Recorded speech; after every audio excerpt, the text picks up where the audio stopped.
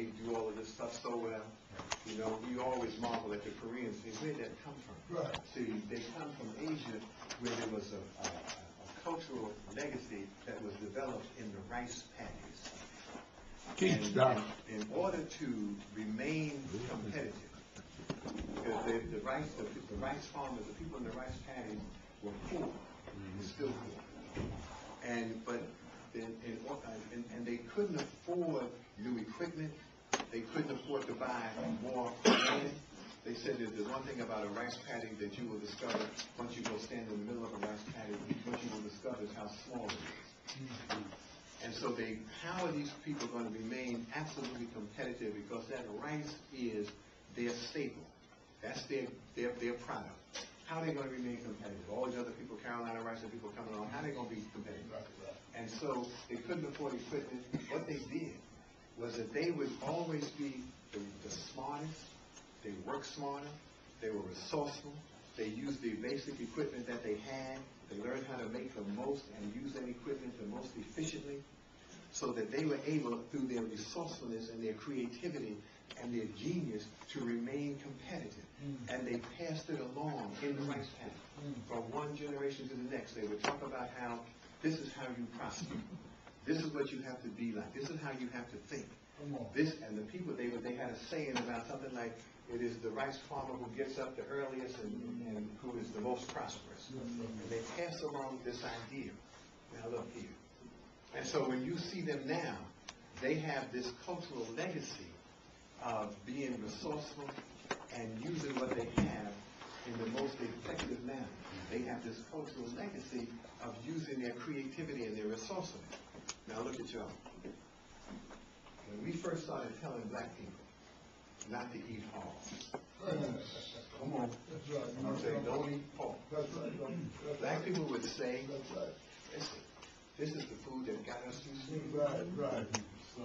This is part of our heritage. This is part of our history. We can't give this up. This is what our ancestors ate. This is part of our cultural legacy. This is how we survived slavery. This is how we survived the bad look. That's what the social scientists call a colossal or a glorious misconception. It wasn't the pig. See, the cultural legacy was this. White folk gave our ancestors what was left of the pig. That's right. That's right.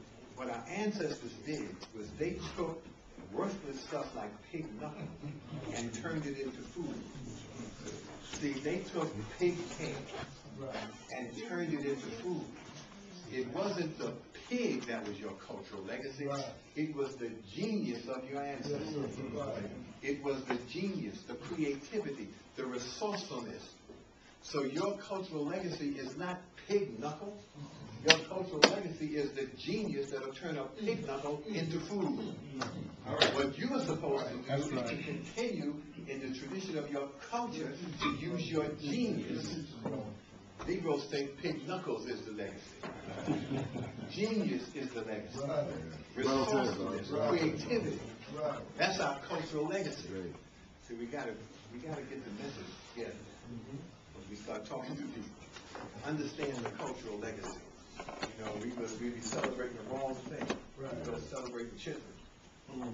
Didn't understand that chitlin was taken in. If our ancestors had a choice, they would never have ate chitlin. That's true.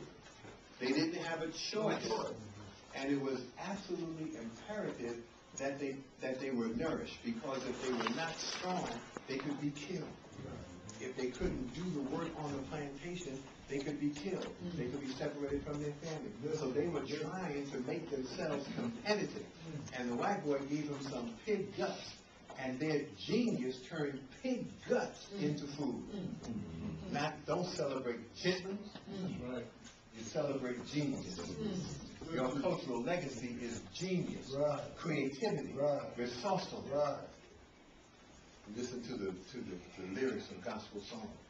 You hear the songs that were being sung at that time. Those songs were saying, I ain't going to accept slavery. I'm not having this. It's not black people who are not going to be enslaved generation after generation. Listen to the lyrics. lyric says, before I'll be a slave, I'll be buried in my grave. Yes. He said, I ain't having this. I'm not going to be a slave all the time. Yes. I woke up this morning with my mind stayed on freedom. You know, we used to take the songs from the church and use it in the civil rights movement, because it said, I woke up this morning with my mind stayed on Jesus, who is the first liberator. And so, if you listen to the lyrics, you listen to the song, you will hear the dialogue and the way we were talking, walking up the King's Highway. One day, I heard a song, walking up the King's Highway, there's a highway to heaven. Right, right. And one day I'm going to travel the King's Highway. Right. The King's Highway is what is now called Route 66. And Route 66 is the highway that slaves traveled going northwest, which has taken them to freedom. And it was originally called the King's Highway. But one of the things we've learned about Europeans is they were not very creative.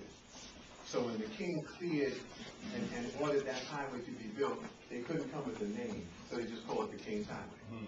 Like Maryland, they couldn't come with no name. It was named after Mary, so they called it Mary Land. And it's still Maryland.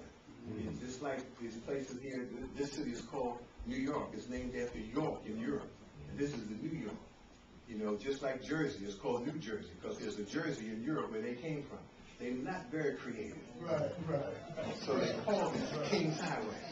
The slave was talking about a real highway and outsmarting the slave owner by saying there's a highway to heaven. Highway to heaven. But the brothers and sisters knew the King's Highway was the highway to freedom. Right.